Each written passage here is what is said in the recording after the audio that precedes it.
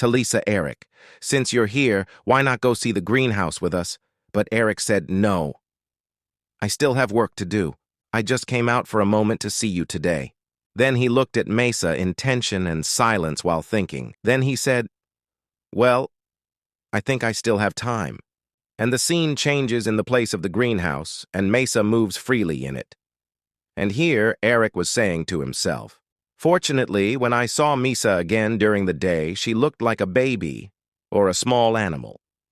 And here the servants noticed their presence and said, Big Madam. And they started telling Talisa, please take a look on this for a moment, and this too.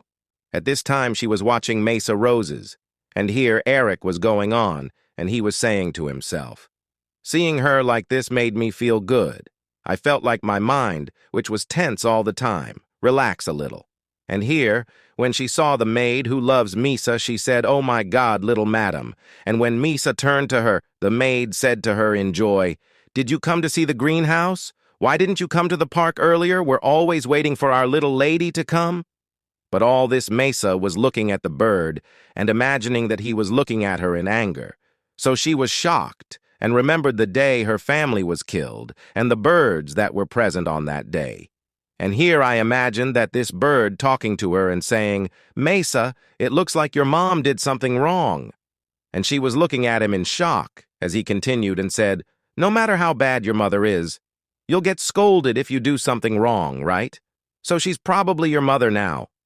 Then he started screaming, and here Mesa collapsed and started screaming and crying and fell to the ground, and here the maids were afraid, and all those present turned to her, and her maids looked at her coldly, and Talisa looked at her in shock, while Eric went to her calling her name.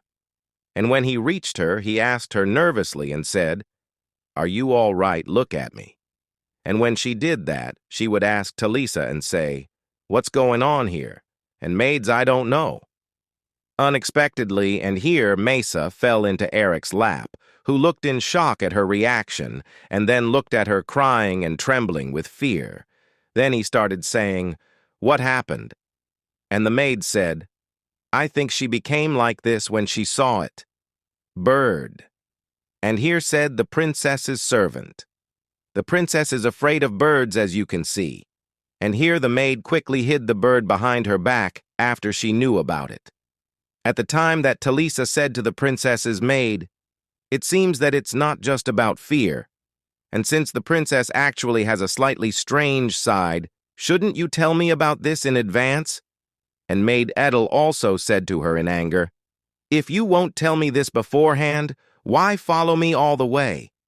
But the princess's maid said to her coldly, I wash the princess and change her clothes every day. How can you be so rude because I haven't told you a single thing before?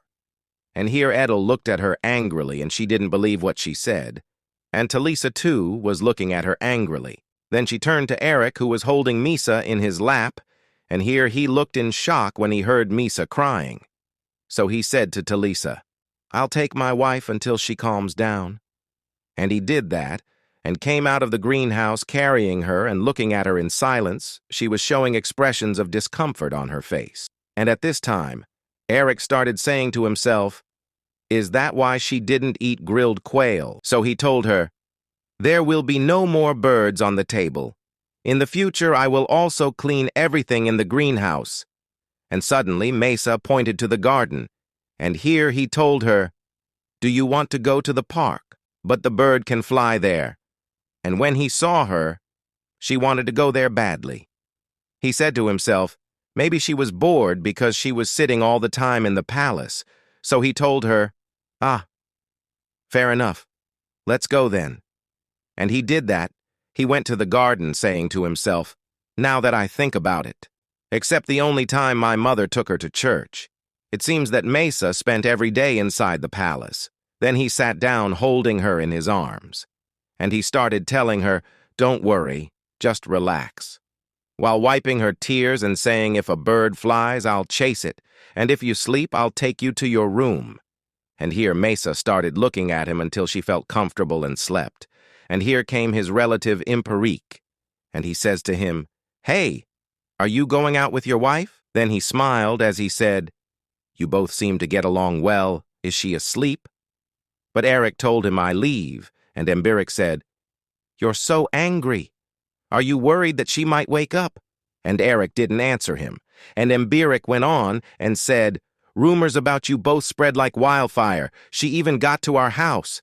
And here Eric looked at him as he said, And who is this time? And at the same time he says to himself, The family is already in turmoil because my uncle is trying to put his son Emberic in the head of the family seat. It's not something I can overlook. And that's when Emberic started telling him, You have a spy among the maids. Red-haired maid from the capital. I heard she was a new maid, and apparently that woman and one of the escorts were chatting in everywhere. As for the man, he has brown hair, lean physique, and his name is...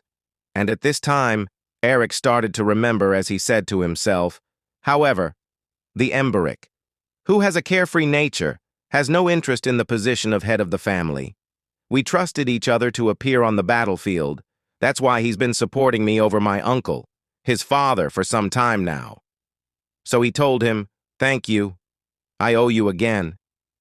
And here Emberic sat on the grass saying to him, No, thank you. These last few days have been interesting. But what about you? And here Eric looked at him in astonishment. He doesn't understand what he means. And here Emberic said, Are you serious about loving your wife? I've heard you even helped trim her toenails. And Eric, I couldn't stand idly by and watch my mother do such things. And Emberic, Yes, that's understandable, but when I saw you today... And he looked at him while holding her in his arms and continued and said, It turned out a little bit too much. And here Eric closed his eyes as he said, What are you trying to say? I've heard the new lady hasn't touched the ground yet. The young master never let her down.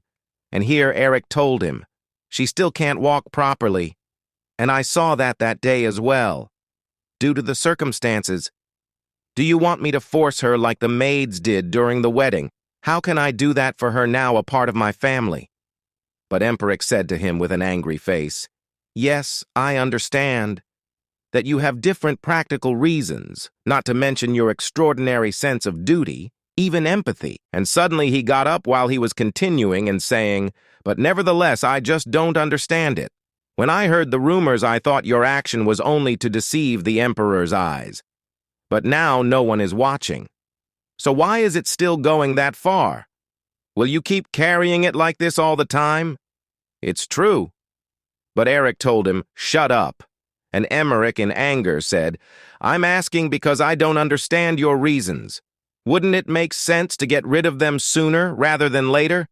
Just when you were about to marry Lacan Crispin, what kind of disaster happened? And that's when Eric said to him, That's enough. It doesn't matter who you marry. It's okay as long as it benefits the family I brought her here, so the emperor will leave us alone for a while. And there is no greater advantage at the moment. Then he looked at her as he continued and said, It was the best option I could make under these circumstances. Besides, she doesn't know anything.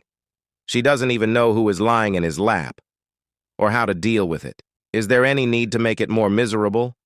And here Emberic sighed and said, Everyone treats the princess like a plague. And Eric plague. I think it's really a plague, and after a few days we hold poetic reading, and ladies from families that know the Claydiners began to arrive one by one to the greenhouse. Mother and daughter of the Crispin family also appeared. Once everyone sat down, Eric and Misa showed up to greet them briefly. However, they had to endure dozens of strange looks in that short time, and they received congratulations other than honest as a reward.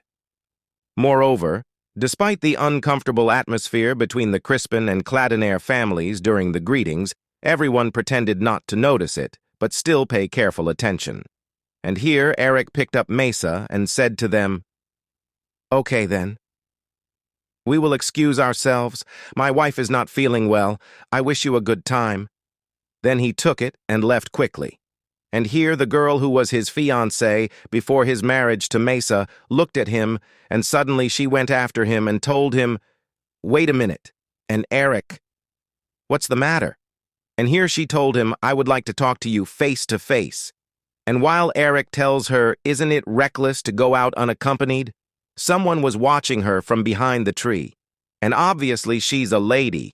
And that's when the girl said to Eric, "I don't have much time, so let's keep it short." Then they told him, "Don't have children with," and here, Eric fell silent in astonishment at her request. So I turned to her while she was holding her handkerchief behind her back and then let it fly in the air as she told him, "Let's meet again next time." And the scene changes while she sits with her mother who told her, "Did I drop your handkerchief correctly?" And this girl named Lacan said, "Yes," and her mother. "And did you convey the message to him correctly?" And the girl, "Yes," and her mother. "Have you seen it earlier?" The two were very happy, hugging each other tightly. Cam, this is disgusting. She is exactly the kind of girl that men like. She has a beautiful face that knows how to laugh in an attractive way. You need to go to that family, and stability in it. Only then will we be respected as never we've seen it before. And at the same time, she says to herself, "Lacan, Crispin was raised only as the mother of the heirs of the two families. Future. I just learned the virtues of being a hostess." However, Lacan, who looked sadly on her hands that were worn out from work.